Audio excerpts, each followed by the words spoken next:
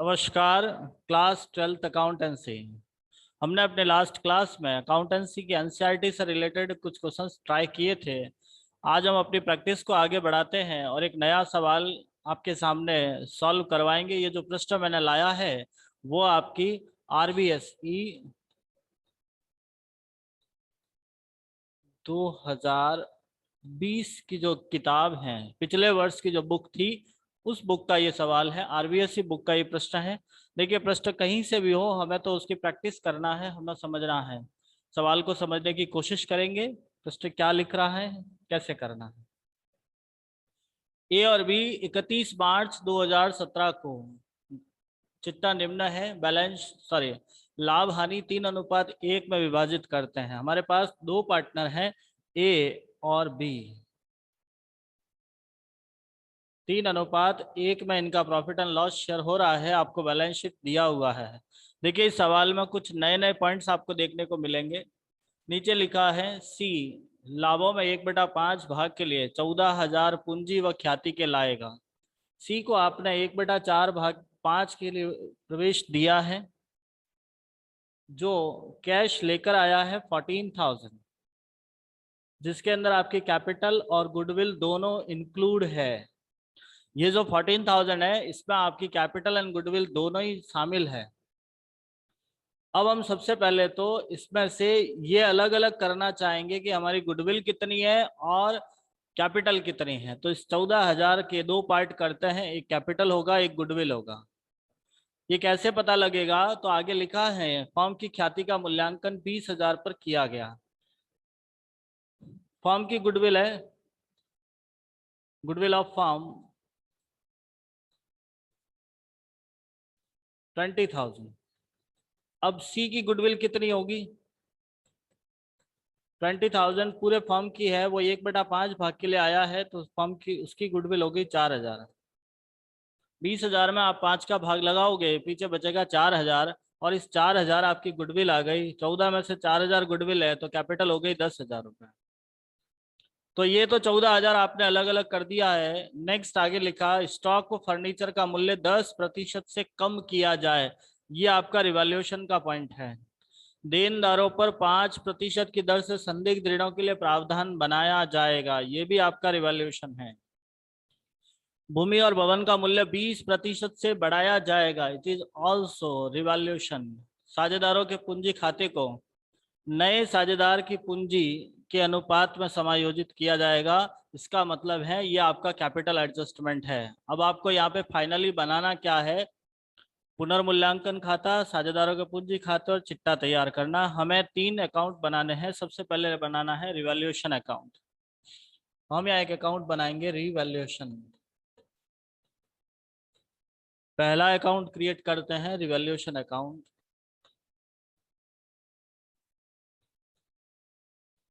Revaluation account.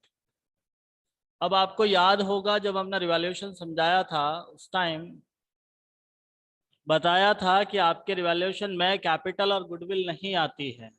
Capital और goodwill revaluation में नहीं आती है। आप डायरेक्टली स्टार्ट करोगे। सबसे पहले आपको लिखा है स्टॉक तथा फर्नीचर का मूल्य 10% से कम किया जाए। मुझे बताइएगा, स्टॉक और फर्नीचर आपके लिए क्या होते हैं? असेस्ट होती है, लायबिलिटीज होती है?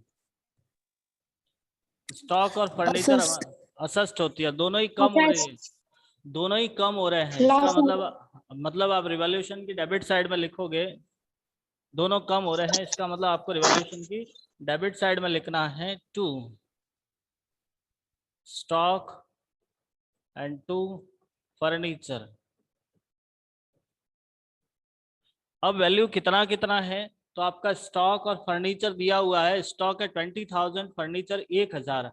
दोनों का 10-10% देखा जाए तो स्टॉक का आ गया आपका 2,000 और ये आ गए 100 रुपए। 1,000 का 10% 100 रुपए। देनदारों पर 5% की दर से संदिग्ध ऋण प्रावधान बनाइए। देखिए, डेटर्स हमारे पास 16,000 है। 16,000 का 5% 800 रुपए होता है। डेटर्स कितने हैं? 16,000, और 5% की दर से बनाना मतलब डेटर्स का 5% 800 रुपए। अब हम देखते हैं, हमारी बैलेंस शीट में प्रोविजन दिया हुआ है 300 रुपए से। 300 रुपए ऑलरेडी आपकी बैलेंस शीट में दिया हुआ है। अब मुझे बताओ, आपका प्रोविजन होना चाहिए 800, अभी है 300, प्रोविजन को बढ़ाना है या घटाना है? आपका प्रोविजन है 300, होना चाहिए 800, बढ़ाना है घटाना है? बढ़ाना है। वेरी नाइस, बढ़ाना है।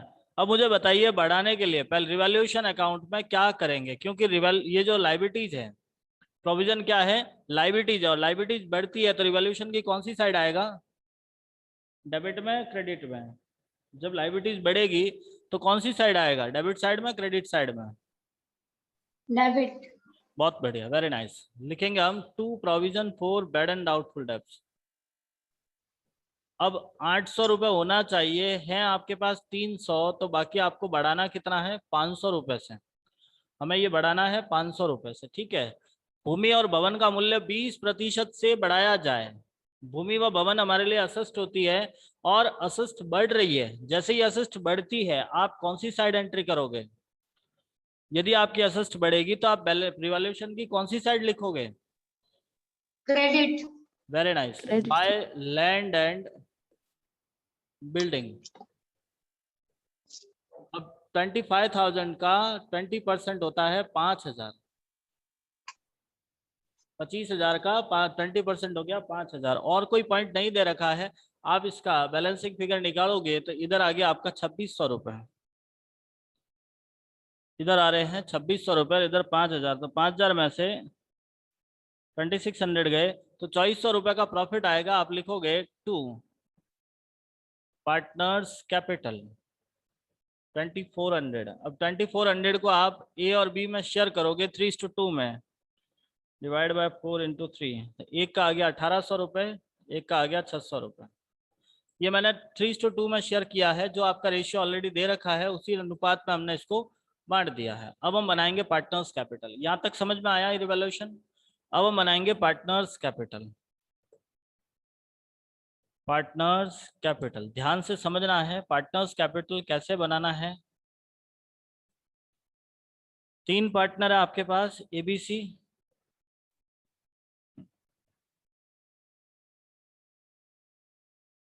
ए, बी और सी। आपको याद होगा हमने स्टार्टिंग में सबसे पहले पार्टनर्स कैपिटल में एक आइटम लिखने के लिए कहा था, और वो होता है बाय बैलेंस ब्रॉट डाउन।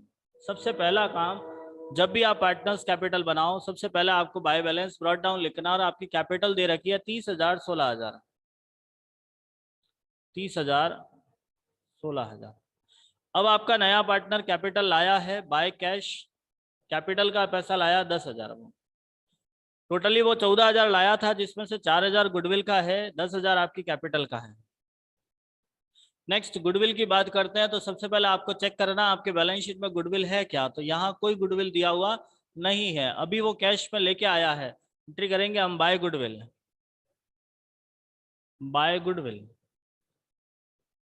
और गुडविल वो लेके आया 4,000। अब 4,000 को आप सेक्रीफाइस रेशियो में बांटोगे, आपके पास रेशियो से रिलेटेड कोई पॉइंट दिया ही नहीं है। एक बार फिर सवाल को देख लेते हैं, ऐसा कहीं कोई रेशियो से रिलेटेड पॉइंट नहीं दे रखा है, इसीलिए हम इसमें ओल्ड रेशियो को ही सेक्रीफाइस रेशियो मानते हुए सॉल्व करेंगे। और अपना सेक्रीफाइस रेशियो आ गया 3:2, मतलब आपने इसको शेयर कर दिया 3,000, 1,000, 4,000 गुडविल को आपने बांट दिया।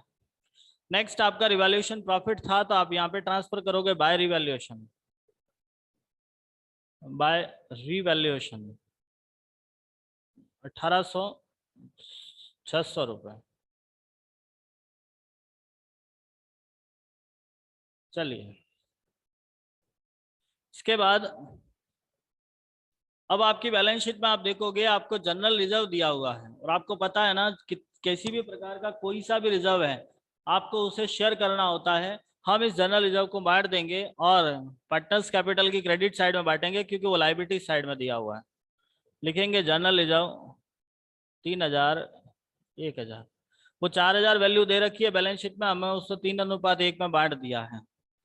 ठीक इसी प्रकार से आपकी लाइबिलिटीज के अलावा असिस्ट में भी लिखा हुआ है एडवर्टाइजमेंट एक्सपेंसेस। ये आपके लिए एक प्रकार से फिक्टिटियस असिस्ट होते हैं, इन्हें भी शेयर करना होता है, क्योंकि जब भी कोई नया पार्टनर आता है आप प्रॉफिट और लॉस सारा शेयर करते हो। कोई प्रॉफिट है उसे भी बांटना पड़ता है, तो लॉस को भी बांटना पड़ता है। ये एडवर्टाइजमेंट एक्सपेंसेस हैं जिसको भी बांटोगे, और ये पार्टनर्स कैपिटल की डेबिट साइड बटेगा क्योंकि असिस्ट में है। आप डेबिट साइड में लिखोगे टू एडवर्टाइजमेंट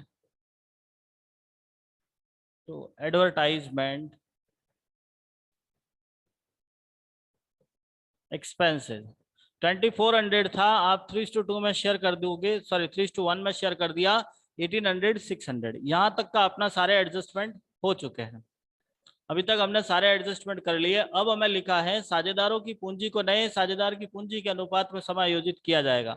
हमें यहाँ पे करना है कैपिटल एडजस्टमेंट, और आपका कैपिटल एडजस्टमेंट होगा नए के आधार पे पुरानों का, क्योंकि नए की कैपिटल दे रखी है, उसी के बेस पे आपको पुरानों का निकालना है। उससे पहले आप यहाँ पे काम करोगे, पहले न्यू रेशियो निकाल लीजिए।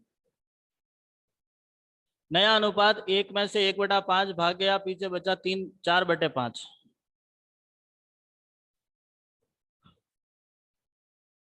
एनपीएसआर निकलेगा ए बी और सी। 4/5 इंटू 3/4, 4/5 इंटू 1/4 और 1/5, ये हो गया 12/20। 4/20 और 5/5 करोगे तो 5/20।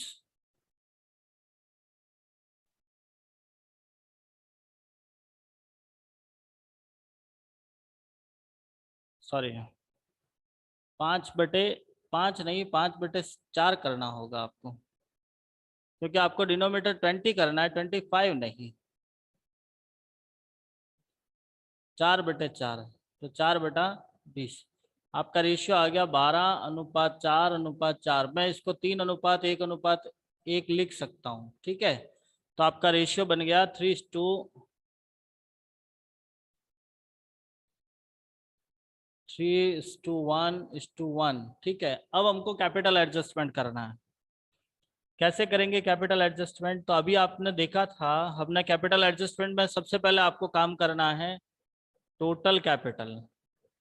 बंदा 10,000 लेके आया है 5/1 भाग के लिए, लाया था 1/5 भाग के लिए था, लेकिन हम उसको 5/1 भाग करके टोटल कैपिटल निकाल ली 50,000। अब इसको आप नए अनुपात में बांट दोगे ए बी और सी में।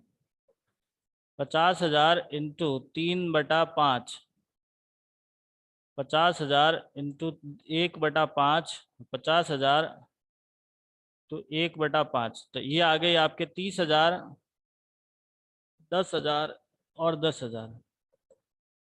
ये जो वैल्यू आया है इसको आप एक लाइन छोड़कर टू बैलेंस कैरी डाउन करोगे। 30,000, 10,000, 10,000। अब इसका बैलेंसिंग फिगर आपको कैश या करंट से निकालना है। जैसा कि आपका सवाल कह रहा है, आपको लिखा किसी आधिक्य या कमी को उसके चालू खाते में हस्तांतरित किया जाएगा। जो भी आपका एक्सेस अमाउंट होगा उसे आप उसके कैपिटल में ना ट्रांसफर, करंट अकाउंट में ट्रांसफर करोगे। अब हम इसमें कैलकुलेशन देखते हैं। इधर आ रहा है आपका 30, 36 और 39, 40,000, 1800 इधर आ रहा है। तो देखो ना 1800 तो ऐसे ही यहाँ से लेस हो गया, 30 चला गया, 6,000 इधर ज्यादा है, तो आप इधर एंट्री करोगे to as current account. As current 6,000। इसका देखा जाए तो 16, 17, 18,000, 600 रुपए, 600 यूं ही चला गया। 10,000 है तो यहाँ पे 8,000 आएगा। 20 करंट अकाउंट टू 20 करंट 8,000। तो ये आपका पार्टनर्स कैपिटल कंप्लीट होता है। Any doubt? समझ में आ गया पार्टनर्स कैपिटल? बेटा रिप्लाई चाहिए, यस या नो? जी सर। Yes sir. चलिए नेक्स्ट आगे बढ़ते हैं और बैलेंस शीट समझाते हैं। नेक्स्ट अगला है बैलेंस शीट। बैलेंस शीट में आपको काम क्या करना है? सबसे पहले आप लिखोगे कैपिटल। कैपिटल आ जाएगी आपकी तीनों की, ए बी और सी। ए की कैपिटल है 30,000, इसकी 10,000, इसकी 10,000, ये हो गए आपके 50,000। फिर आपका आ गया करंट ए और बी का। देखो दोनों ही लाइबिलिटीज डेबिट साइड में है, इसीलिए आपको लाइबिलिटीज में लिखना है। क्रेडिट में होता, यदि क्रेडिट साइड होता तो जस्ट आप उसको असिस्ट साइड में लिखते हैं, इसका 6,000 है, इसका 8,000 है, दोनों का मिला के हो गया 14,000। ठीक है, अब हम अपना बैलेंस शीट चेक करते हैं। सबसे पहले लिखा है क्रेडिटर्स, आपने कोई चेंज नहीं किया है, क्रेडिटर्स एज इट इज रखा है, तो आप यहाँ एंट्री करोगे क्रेडिटर्स का। क्रेडिटर्स वैल्यू है आपका 39,700, आई थिंक 39,700 अमाउंट आ गया 39,000। दूसरा दिया हुआ है provision for bad and doubtful debts, value है 300 रुपए, अभी आपने बढ़ा के 800 कर दिया, तो आप इसको लायबिलिटी साइड में भी दिखा सकते हो और डेटर्स में से लेस भी कर सकते हो, जैसा आपको उचित समझो। हम यही दिखा देते हैं provision for bad and doubtful debts 800 रुपए।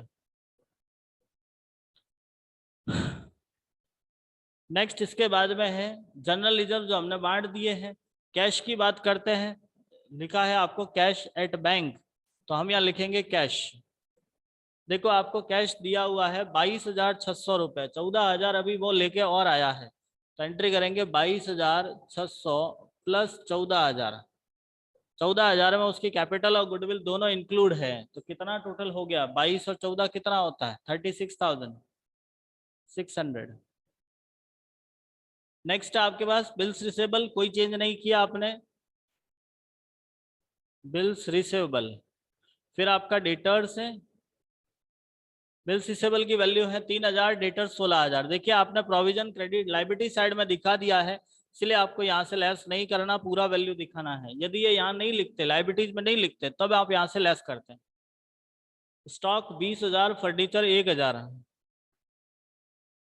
स्टॉक 20 में से आपने 2,000 कम कर लिया है, तो 18,000 बच गया। फर्नीचर 100 रुपये कम करके 900 रुपये बनाना है। फिर आपके पास में आएगा लैंड एंड बिल्डिंग 25,000, जिसको बढ़ा दिया आपने, और लैंड एंड बिल्डिंग को आपने कर दिया 30,000। तो इस तरह से एडवर्टाइजमेंट आपने बांट दिया है, पहले ही आपने बंद कर दिया है। अब इसका टोटल लगाएंगे, आप भी लगाइए, मैं भी लगाता हूँ, कितना आंसर आता है।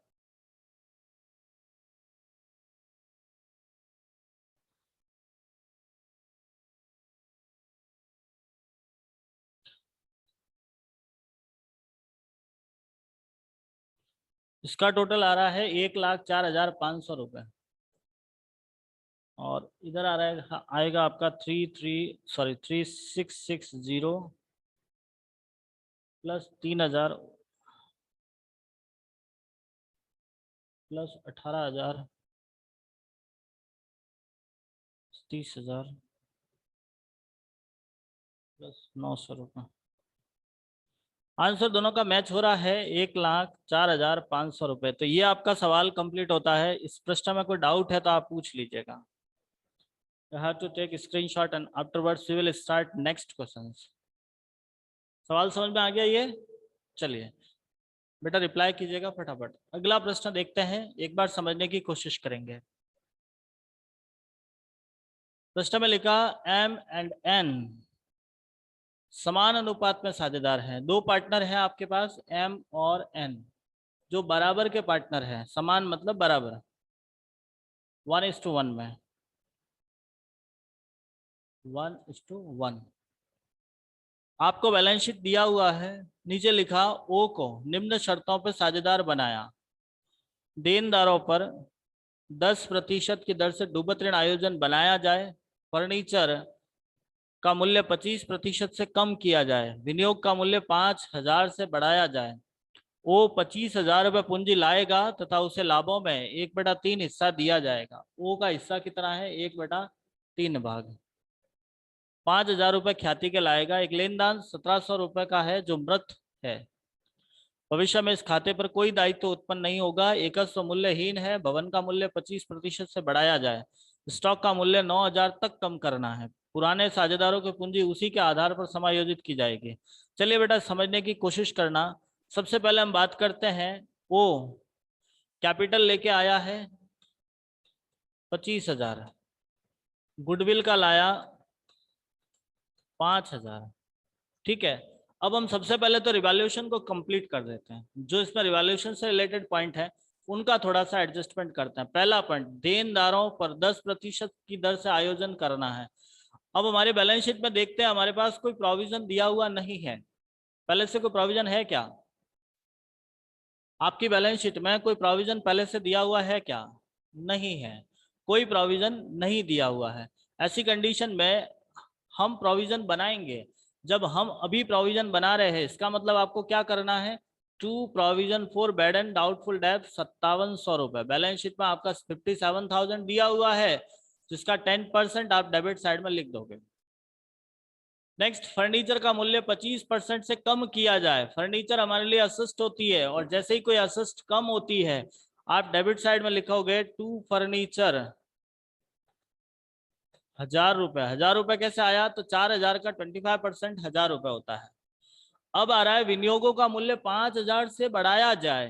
देखो, बढ़ाना है। आपके पास फ्लैक्चुएशन रिजर्व भी दिया हुआ है, लेकिन इसका यूज कम करने के टाइम किया जाता है। जैसे ही यदि आपका इन्वेस्टमेंट कम हो जाते, तब आप इन्वेस्टमेंट फ्लैक्चुएशन रिजर्व का यूज करते हैं। बट यहाँ तो बढ़ रहा है। बढ़ रहा है मतलब आपको बाय की साइड में लिखना है, बाय इन्वेस्टमेंट 5000 से बढ़ रहा है तो 5000 ही वैल्यू आएगी। हमको पता है कि गुडविल और कैपिटल आपकी रिवैल्यूएशन में नहीं आते हैं, इसलिए हम इसको नहीं लिखेंगे। क्रेडिटर्स 1700 रुपए जो मृत घोषित हो गया है, मतलब उसका पैसा नहीं देना है, तो बाय क्रेडिटर्स। पैसा नहीं देना है, बाय क्रेडिटर्स आएगा। एकस्व मूल्यहीन हो गए हैं, मतलब पेटेंट थे लेकिन उसका वैल्यू लेस हो गया, बिल्कुल ही कम हो गया, तो टू पेटेंट लिखेंगे हम। 3000 आपकी बैलेंस शीट में दिया हुआ है। भवन का मूल्य 25% से बढ़ाया जाए। बाय बिल्डिंग, क्योंकि बिल्डिंग आपके लिए असिस्ट होती है और बढ़ानी है। बिल्डिंग 30,000 है, 30,000 का 25% कितना होता है? 7,500 रुपए। भवन का मूल्य के बाद स्टॉक 9,000 तक कम करने हैं। स्टॉक आपके पास 10,500 रुपए थे, लिखेंगे हम स्टॉक 1,500 रुपए। 9,000 तक कम करने हैं, इसका मतलब 1,500 आएगा। इसका बैलेंसिंग फिगर निकाल लेना, आपका रिवैल्यूएशन आ जाएगा। Is it clear? समझ में आ गया ये? बेटा फास्ट रिप्लाई करना है। इसके बाद आप पार्टनर्स कैपिटल बनाओगे। पार्टनर्स कैपिटल में सबसे पहले बैलेंस लिखना है। उसके बाद आपको गुडविल का एडजस्टमेंट, नया पार्टनर कैश ला रहा है तो बाय कैश, फिर गुडविल का एडजस्टमेंट करना है। गुडविल भी कैश में लेके आ रहा है, सवाल में कोई रेशियो नहीं दे रखा है, इसका मतलब पुराना ही त्याग होगा, और त्याग के अनुपात में दोनों में बांट दोगे। फिर आपको रिवैल्यूएशन प्रॉफिट ट्रांसफर करना है। फिर आप जनरल रिजर्व ट्रांसफर करोगे, इन्वेस्टमेंट फ्लैक्चुएशन रिजर्व ट्रांसफर करोगे, ये दोनों ही बांटने हैं।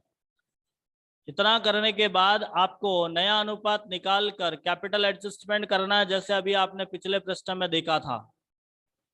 तो सेम प्रश्न है, जैसा आपने लास्ट क्वेश्चन ट्राई किया था वैसा का वैसा ही करना है, ज्यादा कोई चेंजेस नहीं है। आपके लिए होमवर्क रहेगा। यदि नहीं समझ में आता है तो आप मुझे पूछोगे, कल इस प्रश्न को किया हुआ मुझे सेंड करना है। जैसा कर पाते हो, गलत हो रहा है कोई प्रॉब्लम नहीं, मैं यदि आपने किया तो मैं बोर्ड पे समझाऊंगा, नहीं किया तो आपको ही करना है। जब तक आप इसे सॉल्व नहीं करोगे मैं नहीं कराऊंगा, सिंपल सी बात है। मैंने इस प्रश्न को आपको एक्सप्लेन कर लिया है, आगे आपकी इच्छा है, आपको सॉल्व करना होगा। It is your homework. Next, Atal Madan एक फॉर्म में साझेदार थे 5:3 में, नया अनुपात दिया है 5:3:2। देखो, आपको इस सवाल में नया अनुपात पहले से दिया हुआ है, तो सबसे पहला काम तो आप सैक्रिफाइस रेशियो निकालोगे। सैक्रिफाइस रेशियो के लिए ओल्ड माइनस न्यू का फॉर्मूला होता है। ये क्यों निकालना है? क्योंकि आपको गुडविल बांटनी पड़ेगी। अब आपको लिखा है, मेहरा अपनी पूंजी के 40,000 ख्याति के अपने भाग के 16,000 लाएगा, तो कैपिटल लेके आ रहा है, गुडविल भी ला रहा है। गुडविल को बांटने के लिए आपको सैक्रिफाइस रेशियो की आवश्यकता होगी, जिसका आधा भाग निकाल रहे हैं। निकालते हैं तो टू कैश से एंट्री करोगे पार्टनर्स कैपिटल में। डूबत एवं संदिग्ध ऋण के लिए 2.5% का प्रावधान करना है। 2/, इसका मतलब होता है 2.5। 2.5% का मतलब होता है 2.5। देखोगे डेटर्स आपके पास 47,000 है, जिसका 2.5 कितना होता है? 3 जीरो चले गए, 47 इंटू 25 कितना होता है? 1175 रुपए। आपके बैलेंस शीट में ऑलरेडी 1200 रुपए दिए हुए हैं, तो प्रोविजन कम करना है। आपकी बैलेंस शीट में 1200 दिए हुए हैं, होना चाहिए इतना, मतलब आपको प्रोविजन कम करना है। बाय की साइड में लिखोगे, by provision for bad and doubtful debts 25 रुपए। नेक्स्ट आ रहा है, लेनदारों पर 25 रुपए में जिसका भुगतान नहीं करना, बाय की साइड में आएगा। बिजली के अद्यत बिल 3000 प्रावधान करना है, आउटस्टैंडिंग है, डेबिट साइड में लिखना है। फिर एक लाइबिलिटी क्रिएट हो गई है, डेबिट साइड में लिखोगे 2 लाइबिलिटी फॉर वर्कमैन। वर्कमैन नहीं है ये, ओनली कंपेंसेशन है, क्षतिपूर्ति का दावा है ना, तो 2 लाइबिलिटी फॉर कंपेंसेशन लिखना है।